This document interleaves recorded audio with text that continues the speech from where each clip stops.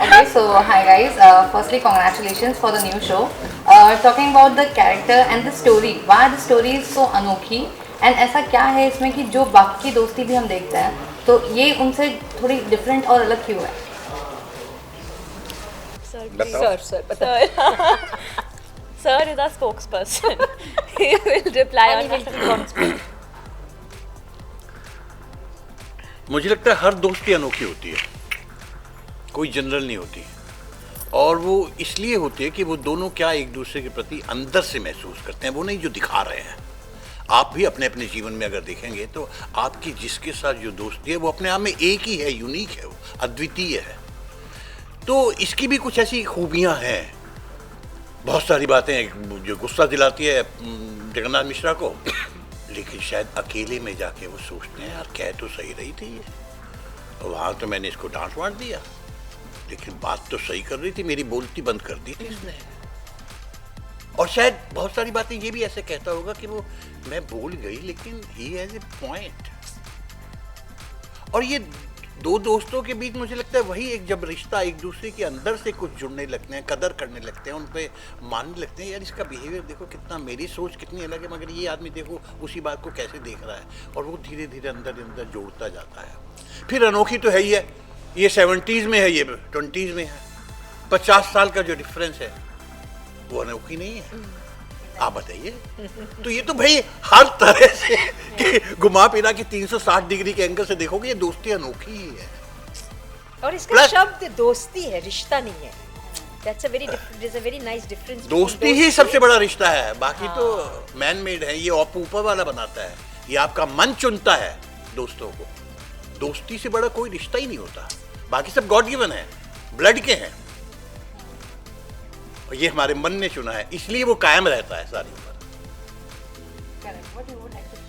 I think I agree with Sir, जैसे Sir ने बोला है that the age gap to begin with वो ही इतना यूनिक है, 70 and 20, so like 50 years, and उसमें every generation में हम सबके different opinions होते हैं, and like he has different opinions and world views and I have different opinions and world views.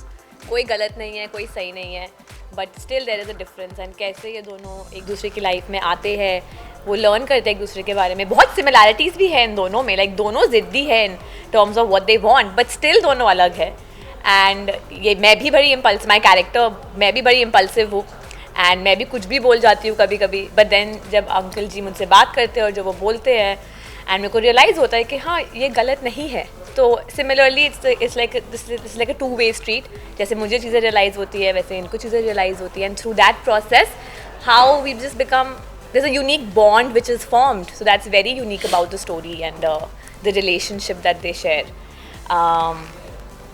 Yeah, and it's not just this relationship between my character and Sir's character, it's also my character and Ma'am's character, because I think the bond that, like Ma'am was also saying, that two women have is also very special and unique, and I think a girl's pain only another girl can understand and nobody else can understand better than that. So even though they're from different generations, that bond is also there and that's also being explored. So that's also very unique and nice about the show.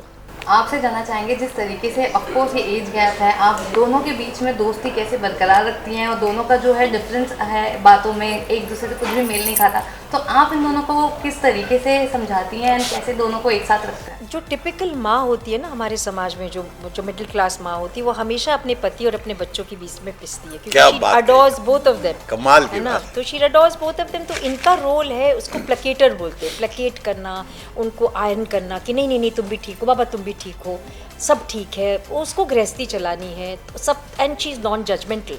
तो ये होता है कि ये judgemental है, ये judgemental है, ये। और इंटरेस्टिंग स्टोरी इसलिए है क्योंकि ये बहुत हार्ड है Jagannath Mishra, he takes a stand for everything, because he is been like a engineer, he is been a technocrat, तो बहुत he is very full of himself and he's very strong in his attitudes, in his thoughts. She is a young girl, वो भी बहुत strong है। तो क्या है, इस कैरेक्टर का जो है वो उसको प्लेकेट करती है, समझाती है इनको भी, और इसलिए अनोखी दोस्ती है कि जब हार्ड कोई चीज़ को सॉफ्ट करे, उस चीज़ में जो अनोखापन आता है वो एक स्टोरी का बहुत बड़ा इंपॉर्टेंट पॉइंट है, क्योंकि अगर मैं इतनी हार्ड नहीं हूँ, मुझे वो समझा सकती है कि भाई ऐसा होता है, पर उनको समझाना is like a spokesperson to society. ये हमारा जो पुरुष प्रधान समाज है, मेल डोमिनेटेड सोसाइटी, इसमें जो पुरुष एक स्टैंड लेता है और वो स्ट्रॉन्ग स्टैंड है, वो औरत वाला बीच वाला स्टैंड नहीं है, वो स्ट्रॉन्ग स्टैंड है। उसमें एक औरत, एक यंग लड़की, वो कैसी उसके अंदर घुसती है, और वो बहुत ही डिफरेंट कैरेक्टर है, नॉर्मल लड़की नहीं है, क्योंकि ये इतने बड़े सालों रीतियों से सदा से चली आई रीत को बंद करना, खोलना, उसको एग्जामिन करना, उसके बारे में बातचीत करना, कॉन्वर्सेशन करना, these are the layers of the story. हमारी जो स्टोरी बहुत इसमें एक अनियन की तरह बहुत बहुत पील्स है, जैसे कि पूर्वी ने कहा, इश्मित ने कहा कि जैसे दो औरतों के बीच में बात है, अभी और भी बहुत सारी फैमिलीज आएंगी, बहुत सारी चीज़ें होंगी। सो बेसिकली द अनोखापन ऑफ द स्टोरी इज़ दोस्ती के जो अलग अलग शेड्स होते हैं। एंड वो जैसे कि सर ने कहा कि हम चुनते हैं दोस्तों को, फैमिली में तो हमें मिल ही जाता है by blood. So this is a choice that it has taken, a choice that even Kusum Mishra has taken, a choice that Jagannath Mishra has taken to expose and to मतलब इसके बारे में conversation करना कि ये जो generation gap है इसके अंदर हम कैसे जाएं। एग्जैक्टली, जनरेशन गैप और एज की बात करो तो क्या लगता है आपको, जो पुराने लोग सोचते थे वो सही है या अब के लोग जो सोच रहे हैं वो सही है, और दोनों में से जब झगड़ा होता है, लड़ाई होती है, तो फिर वो चीज़ें कैसे सिचुएशन सेटल डाउन होती है? मुझे लगता है हमें नॉन जजमेंटल होना चाहिए, है ना। बड़ों को ये नहीं कहना चाहिए बच्चे ऐसे ही होते हैं, बच्चों को नहीं, मेरे माँ बाप ही ऐसे ही होते। तो ये जो कॉन्वर्सेशन हो रहा है ना दोनों के बीच में, जो उनके अपने जो बंद करके रखे हैं सालों साल जनरेशनली, इसको जनरेशनल वुंड कहते हैं।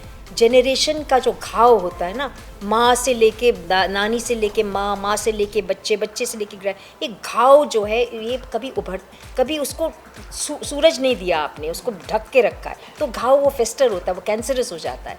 तो ऐसे आप घाव को आप खोल देते हो, स्टोरी को खोल देते हो, आप अंदर झांकते हो अपनी प्रॉब्लम्स को, फिर आप दूसरे की प्रॉब्लम्स को समझ सकते हो, आप में कंपैशन भर जाता है, आप में दूसरे के लिए सिंपैथी हो जाती है। तो ये है कि नॉन जजमेंटल होना दोनों जनरेशन्स को, I think that's a very strong point of the story. I think क्या लगता है आपको कि ऑडियंस जो है उनको ये इतना समझेगा, क्या वो ऐसे स्टोरी को एक्सेप्ट कर पाएंगे? बिकॉज हम यूजुअली देखते हैं जो डेली सोप्स रहती है वो सास बहू और यही टाइप की रहती है, ऐसा कुछ कॉन्सेप्ट आता है तो इसके दोनों साइड होते हैं, कभी चल भी जाता है और कभी कभी नहीं भी चलता।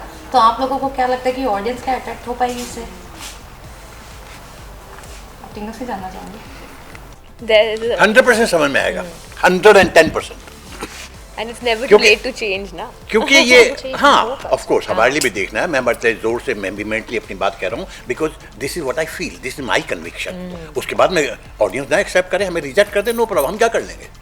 जीवन है, कई चीज़ें ऐसी होती हैं जो आपको नहीं पता कब क्या हो जाएगा, मृत्यु भी आ जाती है, हम मान लेंगे, स्वीकार कर लेंगे, लेकिन जानते हुए समझते हुए जितनी ज़िंदगी अब तक देखी है वो ये सवाल ही नहीं पैदा होते उसको एक्सेप्ट न करें।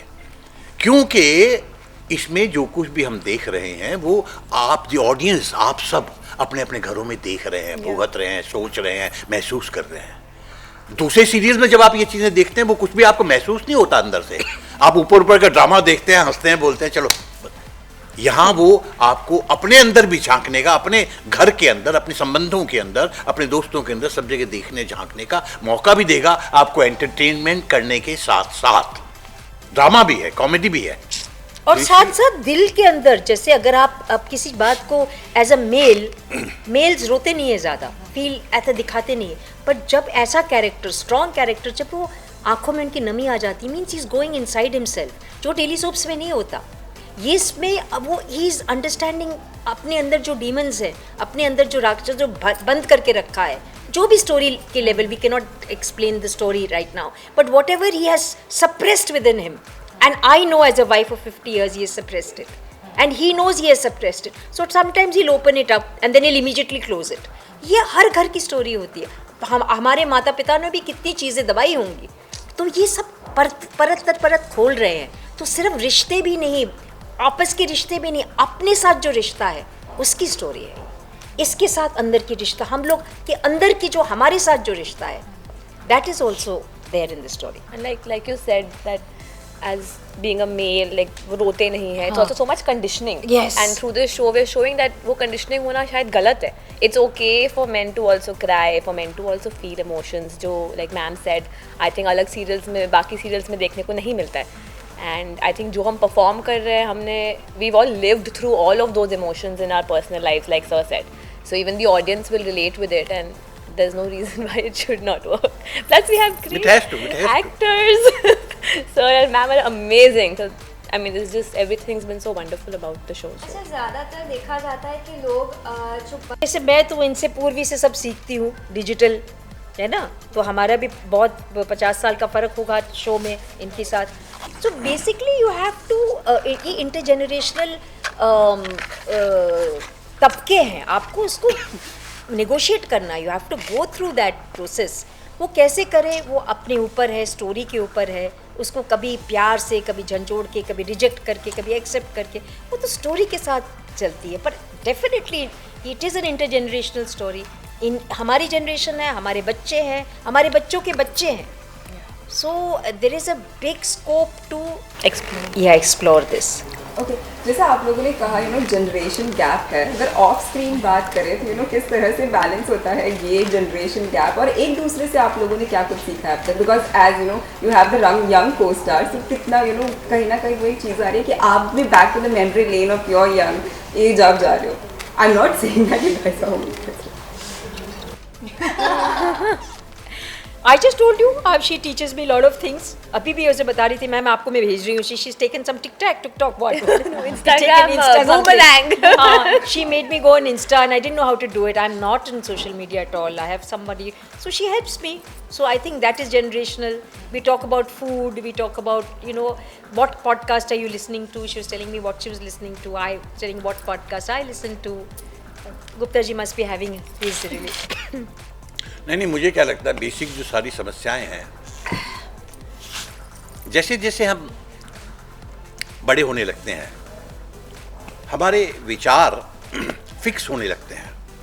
हम चीज़ों को फ्रेम में बांधने लगते हैं कि ये सही है, जबकि वो उस दिन तक का सही होता है, उस समय तक के अनुभवों का सही है. हम ये भूल जाते हैं कि ये ज़िंदगी का एक पड़ाव है. ज़िंदगी बहुत लंबी है और हो सकता है उस समय के बाद वो पूरा हमारा दृष्टिकोण बदल जाए. Because life is unending. हमारी सोच भी अनएंडिंग है, उससे सीखने के लिए भी अनएंडिंग है. एज लॉन्ग एज, जो बड़ी इंपॉर्टेंट बात बीच में ये कर रही थी, as long as we are open, we are receptive, we are open to dialogue, there is always something to learn.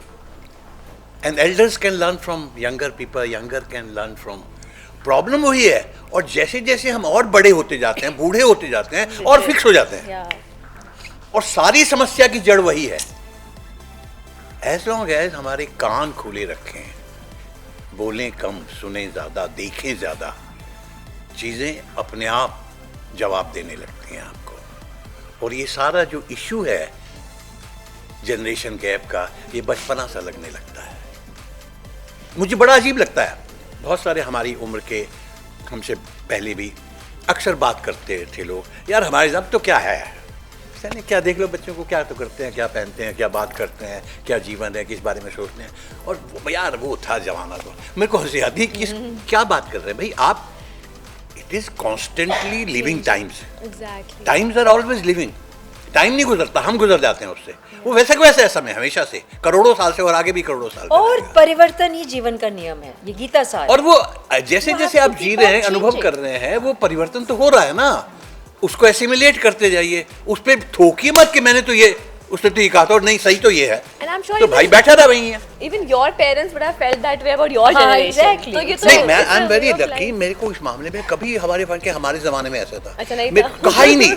तो वो उसने शायद एक ओपन रिसेप्टिव माइंड दिया हुआ है मुझे. That's very या कोशिश है मेरी, और वही शायद सब कुछ है. Receptivity is all. सोशल, उसके लिए, संबंधों के लिए, दोस्तियों के लिए, रिश्तों के लिए. वैसे ये कहानी का जो पहला भाग है वो आपने बनारस में शूट किया, और आपका नाम जैसे कि जगन्नाथ, यानी वो जगन्नाथ का मंदिर कहा जाता है शिव भगवान का, वो आपका शूट कैसा रहा उसके आई मीन एक्सपीरियंसेस क्या रहे, हमने ये जानना है. Amazing. I mean, it was my first outdoor, not first outdoor, but the first day of our shoot was outdoor.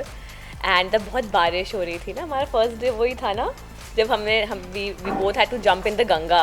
It was almost 7 degrees. And हम कूद गए दोनों के दोनों. And it was raining heavily, so we started with a bang. तो बहुत मजा आया और मुझे तो वहाँ का भाई खाना डूबकर ही मोती मिलते हैं ना, हाँ, तो हम दोनों डूब गए थे, तो कोशिश है कि मोती डीप आप लोगों के साथ भी डाइविंग. शेयर डीप करें. डाइविंग. Thank you.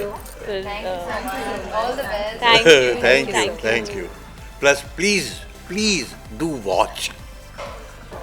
सिर्फ उसको सुनिए और बात मत कीजिए, देखिए खुद क्या महसूस कर रहे हैं आप. For us I think most important thing is this कि अंदर से आप क्या महसूस करते हैं.